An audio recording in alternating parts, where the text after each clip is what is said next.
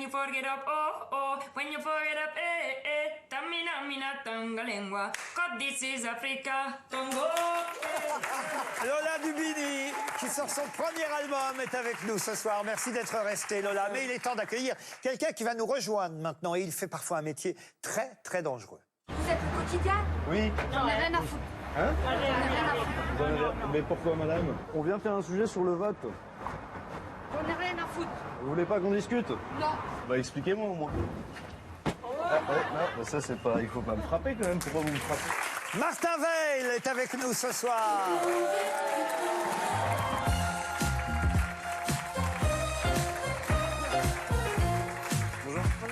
Bonjour Martin Veil, bienvenue. C'est la première fois qu'on se rencontre. Oui, je suis ravi de faire connaissance avec vous et peut-être nos téléspectateurs aussi ce soir. Je ne sais pas si vous avez eu le temps de voir, puisque vous étiez en coulisses avant d'entrer sur ce plateau, comment Jacques Chirac et Michel Side se parlaient. C'était fou, ces premières images qu'on a vues tout à l'heure. C'est un bel échange quand même. C'est un échange qui était extrêmement sympathique. Et c'était un Jacques Chirac, il n'était pas encore président, hein, c'est le moment où il était au plus mal dans les sondages. Donc en fait, il s'est lâché complètement pour sa campagne présidentielle de 95, parce qu'il n'avait plus rien à perdre. Et du coup, il a brisé l'armure, comme on dit. Il est apparu sympathique, décontracté, rigolard, ce qu'il n'avait jamais montré à la télévision. Et ça lui a permis d'être élu président de la République quelques mois après. La fameuse époque de manger des pommes, Voilà. tout simplement. Et vous, Lola, alors, on vous a vu chanter aussi, je suis parvenu sur ces images, c'est ce que vous faites régulièrement pour vous amuser. Exactement, moi j'adore faire ça. Contrairement à Gérard Jugnot qui oublie totalement les publicités qu'il a tournées. Ben oui, mais c'était il y a très longtemps. Pourtant, le Bob te sied. Ah non, parce que je vous ai vu scier par Je me souviens de l'acteur. Ah oui. Je me souviens de l'acteur qui était un acteur allemand, Oui. qui a fait beaucoup de nazis dans tous les films. On peut pas dire que tu fasses très résistant non plus. non. Là, quand même.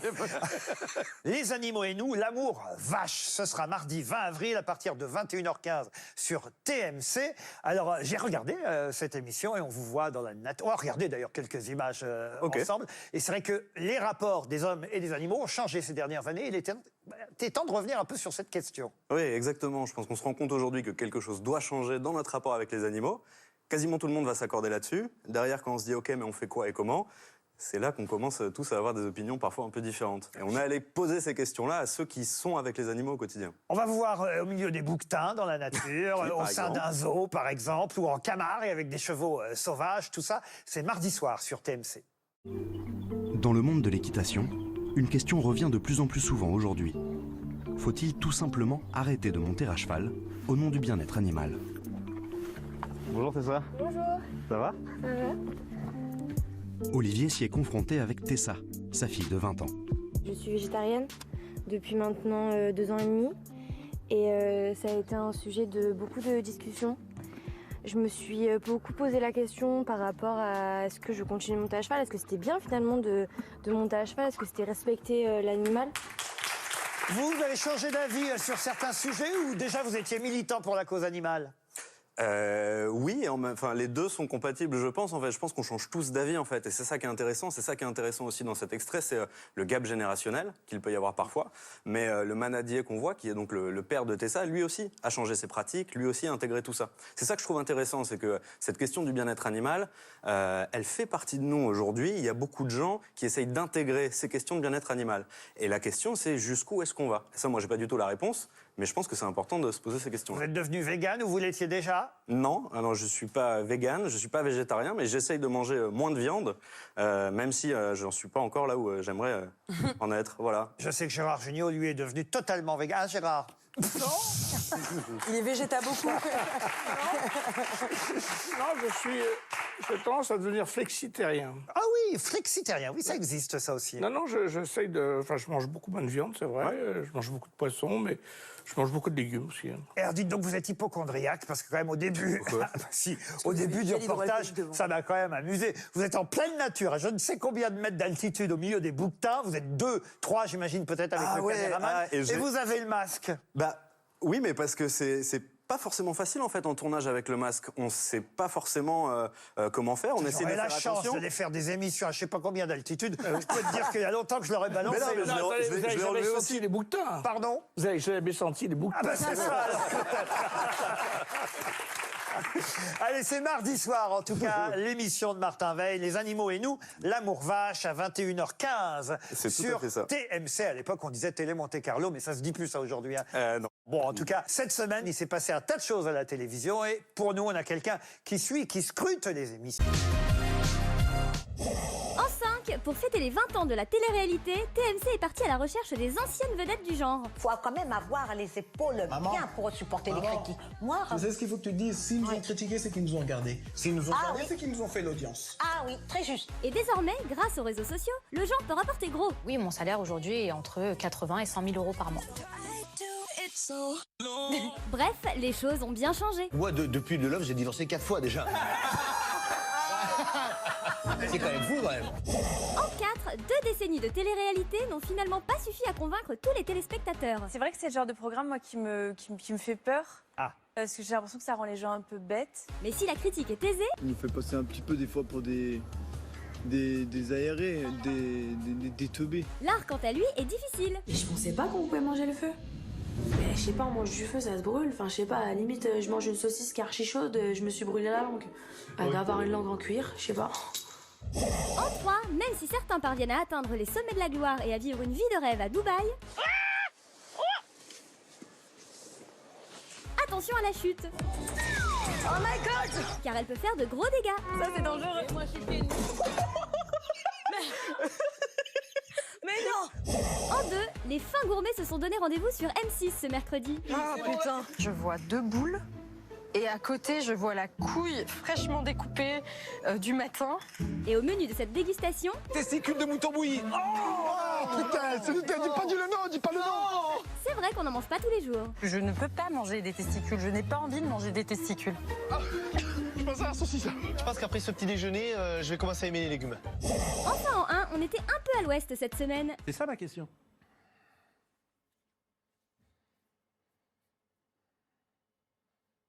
Monsieur Finkielkraut? Je vais répondre. Tout de suite, là? Ça a commencé? Ben oui, ça a commencé. L'émission a commencé? On est à l'antenne depuis 5 minutes. Et on avait franchement hâte que tout ça se termine. On était comme des dingues. La semaine prochaine, vous verrez. Mais attendez, c'est pas fini! Ah, c'est pas fini. Rasseyez-vous tout de suite! Non, il faut que je rappelle quand même que le 26e album Terrien. Rasseyez-vous tout de suite! Voilà, c'est tout pour cette fois. Allez, salut! Aimez-vous les uns les autres sans pour autant insérer vos doigts n'importe où. C'est un très bon message pour une émission diffusée le dimanche. Allez, il est temps de s'intéresser à vos premières télés, aux uns et aux autres, ou première fois en tout cas.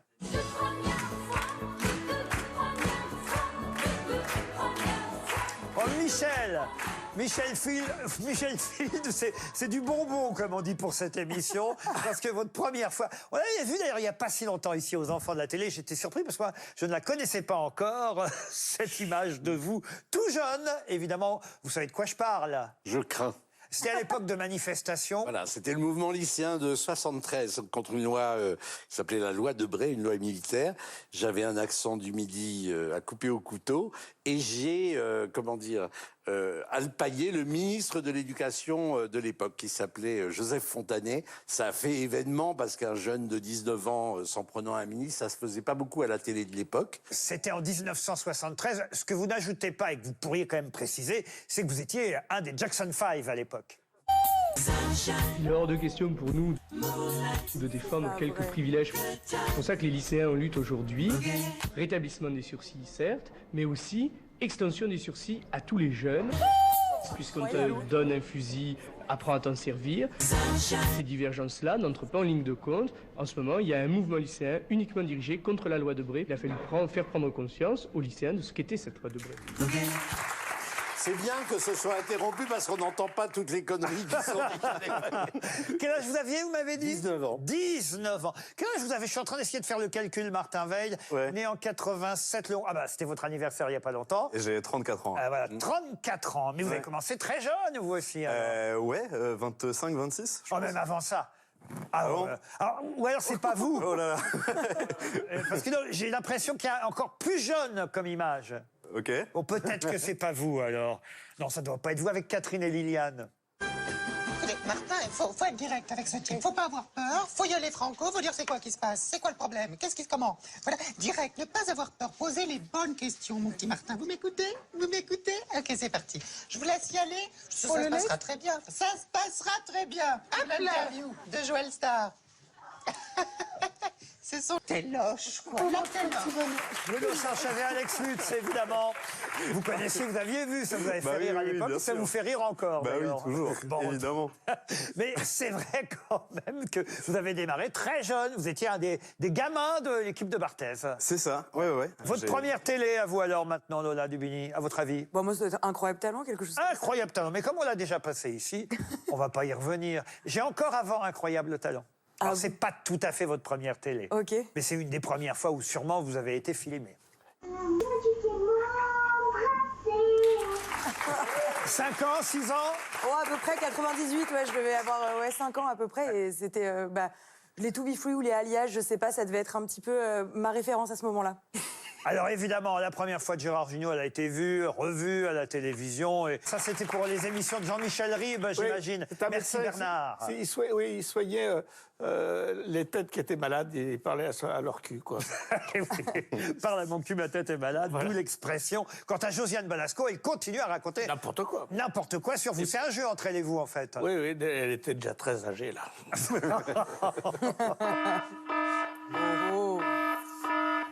Casserole d'or. Cette casserole d'or va se fracasser sur l'un de vous quatre, ou l'une de vous quatre. Non, l'un de vous quatre. Ah. Et c'est vous, Martin Weiss. Alors, très à l'aise. Ouais, bien fait de venir. Je suis désolé de nuire à votre réputation devant un responsable de chaîne de télévision, mais c'est vrai que vous n'êtes pas toujours au courant du nom et du visage des différents présidents de la République. Et c'est Je vois pas de quoi vous parlez. tous nos amis portugais qui nous regardent vont être très déçus. Regardez. Are you concerned about the outcome of the US election? Well, we have a principle, which is we don't speak of problems of other countries, mostly friendly countries. Can I ask you which delegation you're with? Portuguese delegation, yes. And your office? I'm the President of the Republic of Portugal. Alors, tellement calmé, quoi.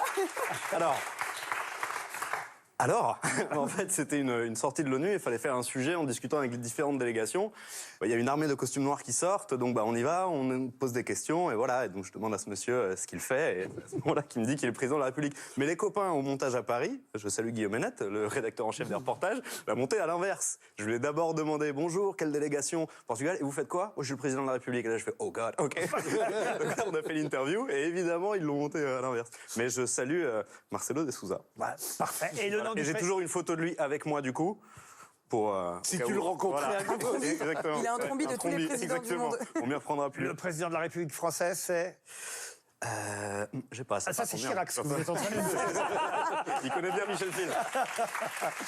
Allez, cette semaine-là, comme chaque dimanche, nous penchons évidemment sur les images télé de la même semaine, mais à travers les années écoulées. Trône, ça vous a fait rire, ça? Ah oui. Léon Zitrone, ça vous dit quelque chose, vous, Léon Zitrone? Absolument pas. C'est drôle quand même, assez fou pour notre génération, évidemment. Ça a été un des grands monsieur de la télévision et de la radio française pendant des années, qui a interrogé la reine d'Angleterre, qui a fait des commentaires, et qui a fait les grosses têtes avec Gérard Jugnot, hein, Gérard, vous vous souvenez de Léon Zitrone? Sa femme lui glissait des morceaux de roast beef. Laura, il me semble. De roast beef, oui. Des roast beef dans les poches, comme ça, il pouvait manger. Le bien-être animal, nous y reviendra. Mesdames et messieurs, bonsoir.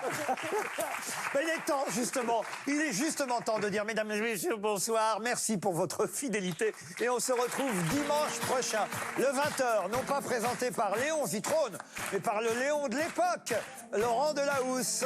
À dimanche prochain ou samedi soir, évidemment, pour On est en direct. Bonne soirée sur notre chaîne France 2.